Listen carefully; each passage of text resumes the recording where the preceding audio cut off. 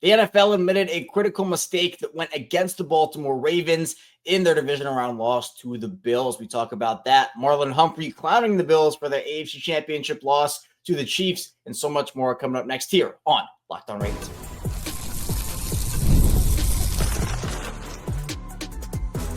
You are Locked On Ravens, your daily Baltimore Ravens podcast.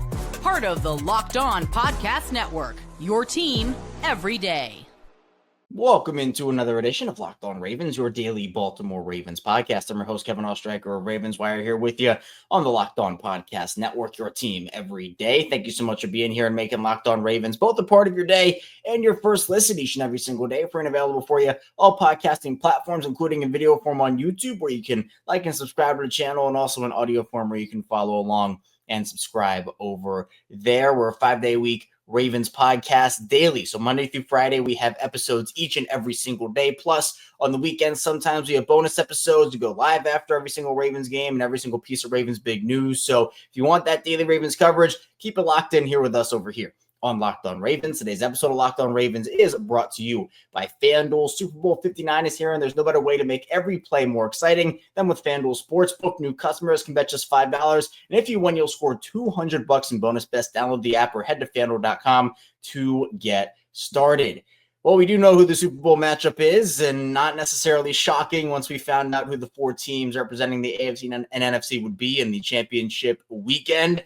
Chiefs and Eagles, a familiar sight for fans, and for the Chiefs, obviously, it's a familiar thing for them. And they beat the Bills, the Eagles beat the Commanders, and unfortunately, the Ravens are sitting off to the side. We're week number 2 of the offseason for Baltimore, which is not very fun to think about. It actually was my birthday yesterday, and I'm like, hey, you know what? It would have been a great birthday gift to have the Ravens go out there and beat the Chiefs, make it to the Super Bowl. But alas, we're sitting here, and that is not the case. And we have a lot to dive into here today. Some big developments happening over the weekend. In the first part of the show, we're talking about the NFL admitting a critical mistake, and honestly an unacceptable one, went against the Ravens, and it's bad. So we'll talk about that in the first part of the show. Then we'll dive into Marlon Humphrey standing on business after the Bills lose to the Chiefs. He went on social media and he pulled out receipts. Marlon went crazy with that. So we'll talk about that and just kind of the whole narrative situation that's going on and everything there. Then finally, I put out a short in the video side of things last night about John Harbaugh. We had a conversation with Sam and Joku about this on Friday during our episode. So if you haven't checked that out, be sure to check it out. But we're going to have a lot of John Harbaugh conversations this offseason. And I guess I want to start off that conversation today. We're going to have bigger ones, but I just want to kind of get a end of season John Harbaugh conversation in because I know it is such a hot topic. So let's first dive into the NFL admitting a critical mistake here. Is we all know the NFL admits, tons of mistakes every single week when they go out and they find players and they say, oh, hey, this guy's fined, but they admit a mistake because a flag sometimes isn't thrown on these plays. Whereas, sometimes a guy gets fined and it's like, yeah, they threw the flag, it's done, whatever. But there was a play in the Ravens game, it is very controversial, and I think rightfully so, of Lamar Jackson getting tackled out of bounds by Ed Oliver. I know many people were complaining for either a late hit or a hip drop tackle, neither of which were called. In the NFL on Saturday, before the championship games happened, released their list of fines. And there were two of them that happened for that Ravens and Bills divisional round matchup. The first one, or I guess, there's no order, but we'll do the one that was against the Ravens. The NFL fined Marlon Humphrey $45,020.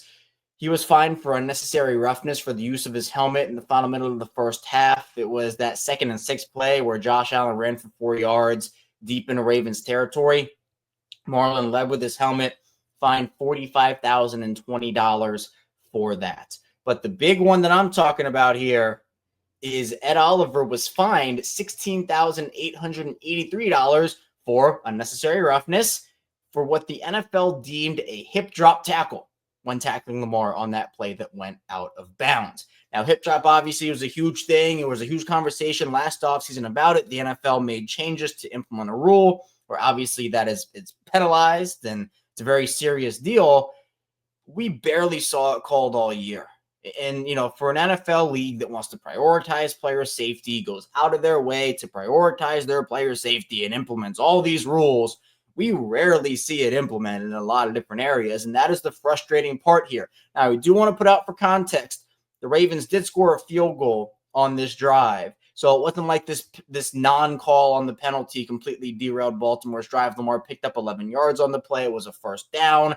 But that can kind of change the complexion of how a lot of different things go, because it tacks on another 15 yards. The Ravens at that point, they were on their own 46, so you tack on an extra 15 yards to that, and you're at Buffalo's 40-yard line. And it took Baltimore an extra minute and some change to get to, well, actually 2 minutes to get to the Buffalo 2-yard line. That was when Rashod, Bateman, and Lamar hooked up for that connection. Then the Bills scored a touchdown in 3 minutes and 27 seconds that left the Ravens 16 seconds on the clock.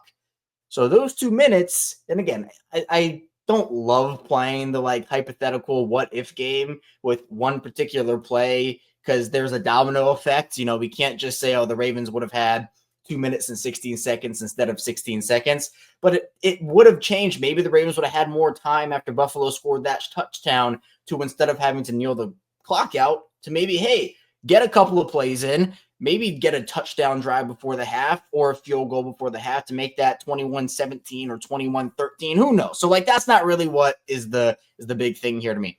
The big thing, one, is what I talked about, which is the NFL is prioritizing the player safety. They go out of their way to put this rule in, and they're just not calling it. And two, we saw in the championship game yesterday that Saquon Barkley went out of bounds, and he got hit a fraction of a second late, and a penalty was called there. Lamar, I think, was just barely in bounds. Saquon was just barely out of bounds. But with that type of bang play, that's what it is. It's bang.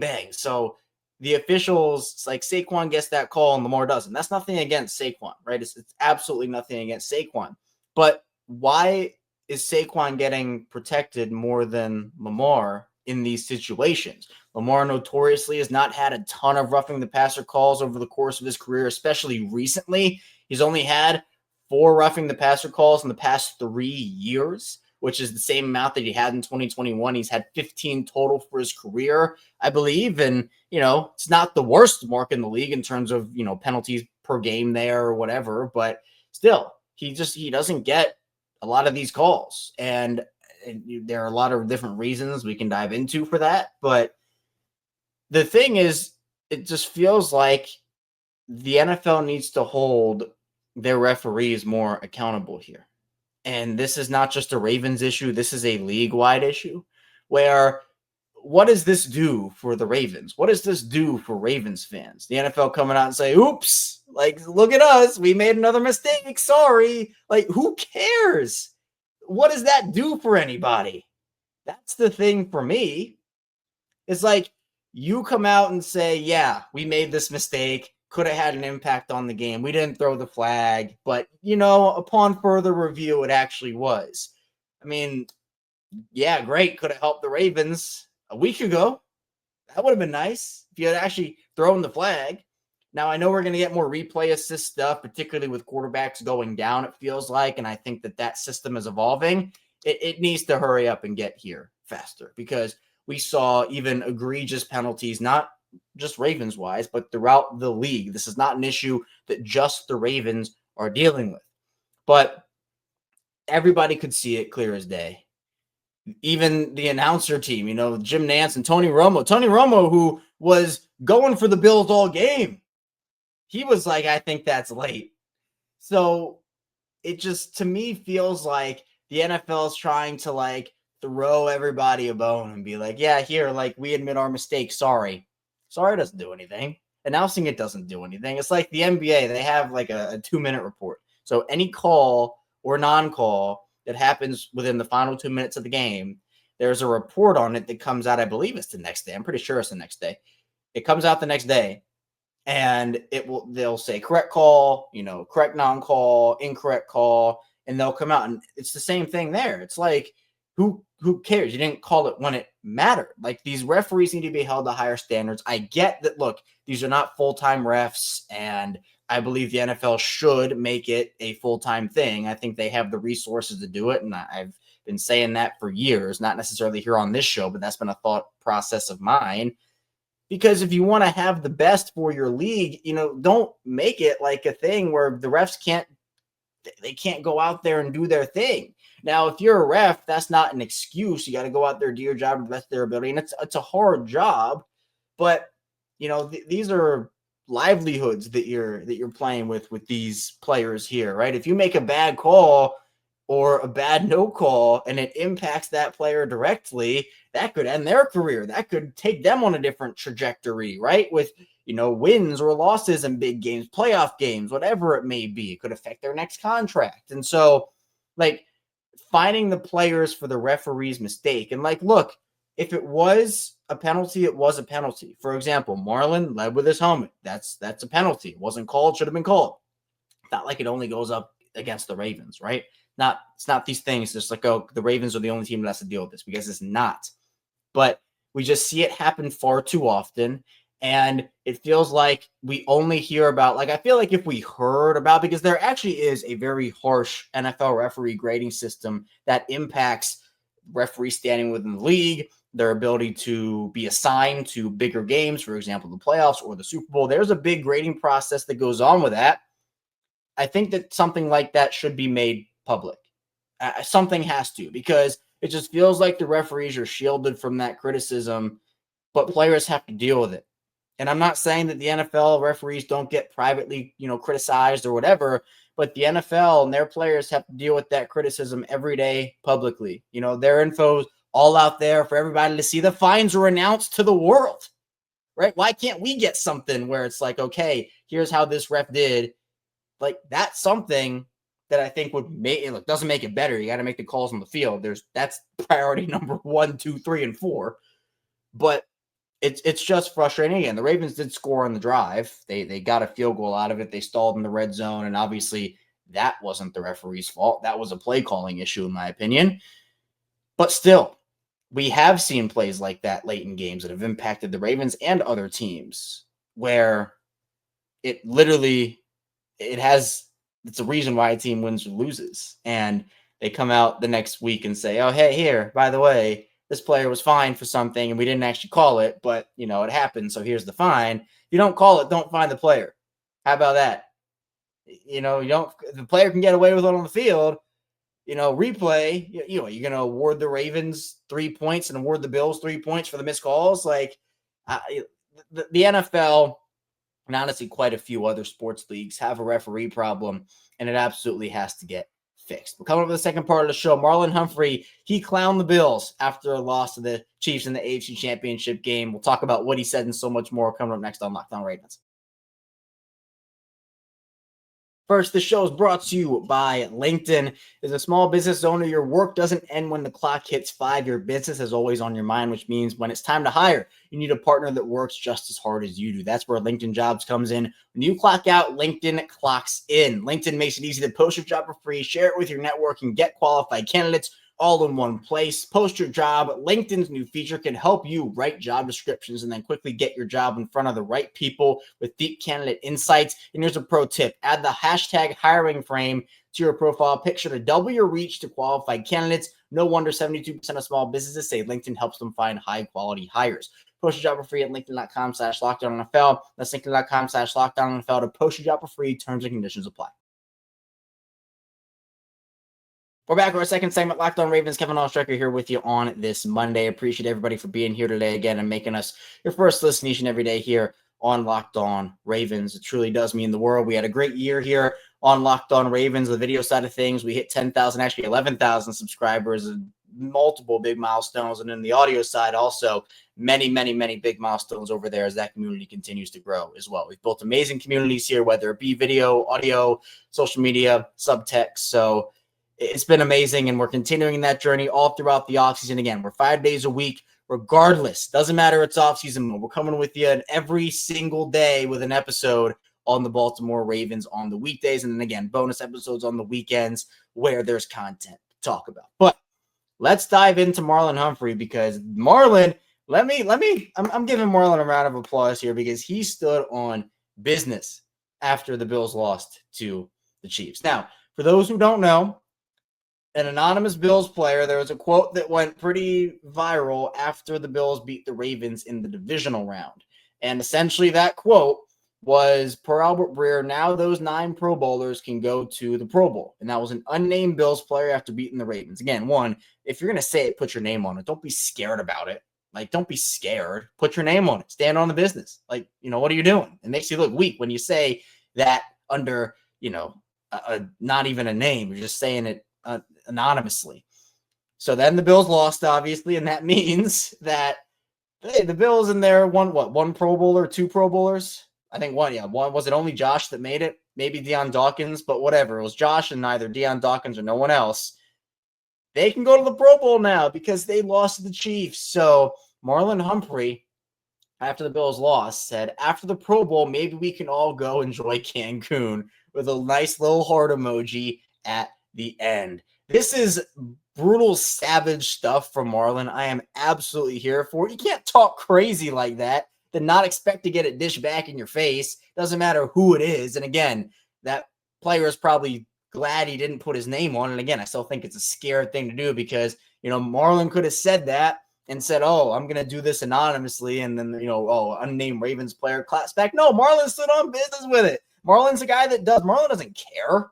Marlon stands on business like that all the time. Marlon puts stuff out on social media that's controversial all the time. Marlon does not care. And I respect the fact that Marlon just went out and said it himself instead of doing it anonymously like this Bills player. So there's a lot of conversation about who Ravens fans should have been rooting for in the AFC Championship. There were conversations and, reasons for and against rooting for both teams, right?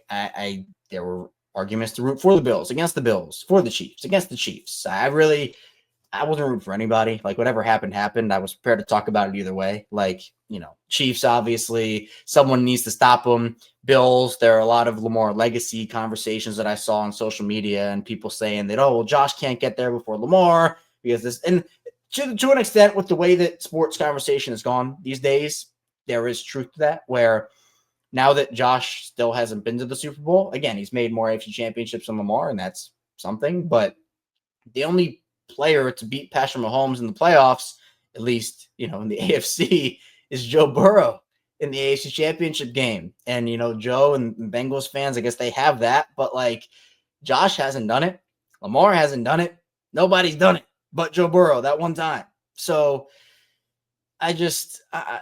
Josh and Lamar are 2 great players, and I've said that many times on this show. I think both of them were incredible quarterbacks. I think Lamar was the best quarterback in the league this season, and Josh Allen was the second best quarterback in the league this season. Mahomes, by his standards, had a down season. But again, we talk about this seemingly every year. It unfortunately feels like the same conversation we have to go through all the time here, where it doesn't matter if you're the best regular season team or the best regular season quarterback or whatever it is in the regular season. If you play your best ball in the playoffs, or if you play your most efficient ball in the playoffs or whatnot, that is what counts, and that will be what most likely propels you to the Super Bowl. The Ravens are hoping to get over that hump soon. The Bills are hoping to get over that hump soon. But I can sit here and respect both players. I can. There was a lot of toxicity about the MVP conversation. I do believe Lamar is going to win that award. But again, the discourse, and even if Jalen Hurts wins the Super Bowl, discourse is going to get ugly with Lamar about, oh, Jalen won the Super Bowl before Lamar, yada, yada, yada. I mean, again, what other active quarterbacks have done it? Mahomes. What other active quarterbacks have beat Mahomes in the playoffs? The fact that, a lot of these other guys haven't, or a lot of these other guys haven't won Super Bowls, it again feels like this entire pot, every quarterback's getting thrown into this pot, but all the other quarterbacks are getting saved. They're getting scooped out of that pot and getting put off to the side and saying, yeah, we're not going to talk about this guy. We're not going to talk about this guy like that. But then it just feels like Lamar is just left in that pot to drown. And that to me is not fair. So I'm curious to see what the discourse is. Actually, I don't know what it's going to be. I think that the discourse should be 2 quarterbacks who have been let down by Their weapons have, sometimes not played well enough in the playoffs. Obviously, that goes for both guys. I know Josh's stats in the playoffs are better than Lamar's, but Josh had a lot of turnover-worthy plays last night that Chiefs just didn't take advantage of. So I think it's closer than people think, but, even just like this Ravens and Bills thing feels like it's turning into a rivalry. It does. And they're going to play each other in Buffalo again next season. That game's going to have a lot of hype that goes into it, obviously, as I'm sure it will, and it should, honestly. But to me, the Bills and the Ravens are teams that are in similar spots. There were a lot of conversations after the game, the AFC Championship game last night that I saw. A lot of Buffalo fans want Sean McDermott gone. Now it's after the AFC Championship game, eerily similar to what happened last season with John Harbaugh after he and the Ravens lost the AFC Championship game. And I think that's a perfect segue in the final part of our show. We will have that John Harbaugh conversation because it was a step down for Baltimore this postseason compared to what happened last year. And it really doesn't feel like John Harbaugh is going to be sticking around for that long if the Ravens have another disappointing exit again. So be sure to stay tuned. A lot to get to on Locked On Ravens. First, the show is brought to you by FanDuel. Super Bowl 59 is here. One game, two teams, endless possibilities, and there's no better way to make every play more exciting than with FanDuel Sportsbook. Whether it's predicting the first touchdown, calling the MVP, or even betting on the coin toss, FanDuel makes it easy to get in on the action with live betting all game long. You can adjust your bets as the game unfolds and feel the thrill from kickoff to the final whistle. The live betting feature lets you stay involved no matter what happens on the field, and the app is super easy to navigate. Plus, knowing that you can place a $5 bet and potentially win $200 in bonus bets for the Super Bowl, that's icing on the cake. Download the app or head to FanDuel.com to get started. Bet just $5, and if you win, you'll score $200 in bonus bets. That's FanDuel.com. Bet with FanDuel, official partner of Super Bowl 59. Back here on Locked On Ravens, Kevin Oestreicher rounding out this Monday edition episode with you here on the show. Again, be sure to hit that like and subscribe button in video form and follow along in audio form for 5 days a week of daily Ravens coverage. Same show, by the way, audio and video, so you're not missing out on any content here either which way. But the John Harbaugh conversation is an interesting one. And as I mentioned at the top, we're going to have a lot of these different conversations throughout the offseason. But there are many varying opinions on what the Ravens should do with John Harbaugh. It's very clear that Harbaugh will be sticking around for next season. But we did have the conversation with Sam Njoku, as I mentioned. And as Sam said, and I've kind of said this too, doesn't really feel like John Harbaugh is going to be sticking around for that much longer if the Ravens have another disappointing exit like they did. And you might be saying, well, yeah, Kevin, duh. I mean, yeah, that's of course, which, yes, I agree. It's kind of the obvious. But when I talk disappointing, I mean divisional round. I'm not here for divisional round losses. This was an interesting year for the Ravens. You could certainly make an argument that the Ravens could move on. And we've seen it happen where good teams move on from good coaches after good seasons, right? It just happens that way, where sometimes the wild card loss happens, a divisional round loss happens, and just hasn't been going the way you want. You haven't had that success. And team says, you know what? It's been great, but sometimes change is needed. The definition of insanity is doing the same thing over and over again, expecting different results. And you know what? If it happens again next year, the Ravens, I don't care. This is it for John Harbaugh, in my opinion, right? This is the last ride, right? Ray Lewis, his last ride was magical. To me, I think this is John Harbaugh's last ride, where I'm not talking about he's going to ride off into the sunset. I'm talking last ride of, if he can't get it done this season, I think that's it for John Harbaugh in Baltimore. Harbaugh will be eligible for an extension after this upcoming year. The Ravens don't love the whole lame duck head coach thing. And for those who don't know what a lame duck coach means, lame duck coach is a coach that is in the final year of his contract without an extension in place. The Ravens have not extended John Harbaugh. I think they truly intend to figure out what this whole thing is going to look like next season, figure out what the year is going to be. And if it doesn't end up going the way that they want, I think they're just going to let that thing expire and say, hey, it's been great. That's a way for them to not fire him and a way for them to move on and kind of get a new coach in. That, to me, I feel like is the Ravens' MO. The Ravens are very, very loyal to their guys, sometimes a little too over loyal. And for the record, I'd rather have an organization that is over loyal than under loyal. I think that it shows a lot about the Ravens' character.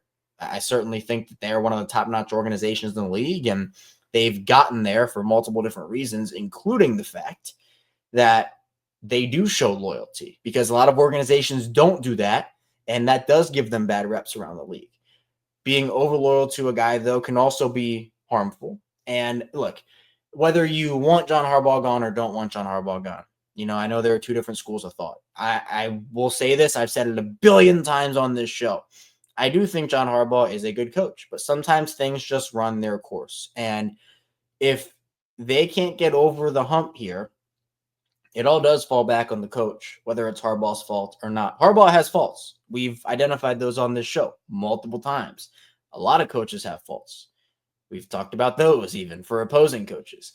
But I think next season is going to be so fascinating with all of these coaching decisions that teams have to make if there are disappointing seasons. Harbaugh in Baltimore, Mike Tomlin in Pittsburgh, maybe Sean McDermott in Buffalo. That's another one. There are a lot of those good coaches that might change the scenery, just might be what has to happen. And look, Harbaugh said he's not worried about it, this, that, and the other. We know that Harbaugh's a player's guy and that his players will go to war for him, play for him. This is not a situation where John Harbaugh has lost the locker room or anything like that. I don't believe that to be the case. But, we're sitting here again, and this loss, in my opinion, the Buffalo game, was less on John Harbaugh than other playoff losses we have seen, right? Sure, certain factors and aspects play a part. Harbaugh not getting his guys ready to play, that's one of them, this, that, and the other. But he's going to have to enter his season with the seat warm. And, we're kind of all out of excuses here for John Harbaugh, for being honest, in terms of injuries that happen. Yeah, there have been injury-riddled seasons, and those have led to disappointing exits or not even making the playoffs. And, Harbaugh has survived that. Harbaugh has lost he fired his offensive coordinator in Greg Roman. This is going to be Todd Monken's third year, assuming he doesn't get that Saints job. What? Are you going to blame it on the second-year defensive coordinator or third-year offensive coordinator and then just kind of reset there? Again, we've been through all of it's not the head coach, so it's going to be this guy, or it's not the head coach because it's this reason. We're through with that. I think AFC Championship, that to me is regrowth. I guess it's back to the place where you were a couple of years ago, but that's what it is. But the goal is to win Super Bowls. For some organizations, it's not that early in rebuild processes or figuring out what your personnel looks like for a couple of years. But the Ravens are in the midst of Lamar Jackson's prime. Lamar has grown tremendously under John Harbaugh. I think he's grown tremendously the last couple of years under Todd Monken.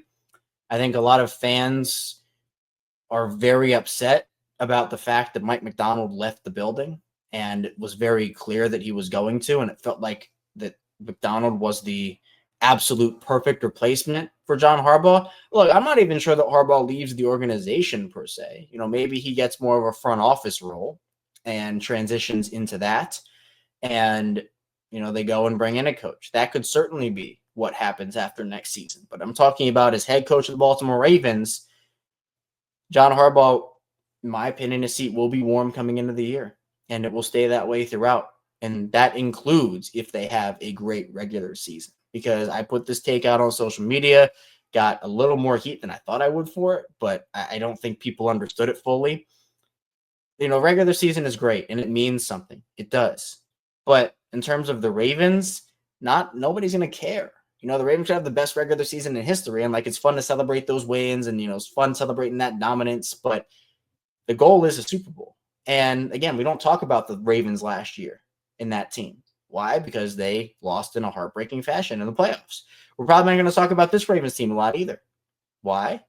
Because the Ravens lost in heartbreaking fashion in the playoffs. So it just comes down to, yes, there are a lot of great regular season coaches out there. And Harbaugh, I don't want people to forget, Harbaugh early in his career had immense amounts of playoff success with Joe Flacco. That duo was crazy early in John Harbaugh's tenure. There have been a lot of good John Harbaugh moments. I just think that those have been washed away by recency bias. And I just want to make clear that I don't forget about those.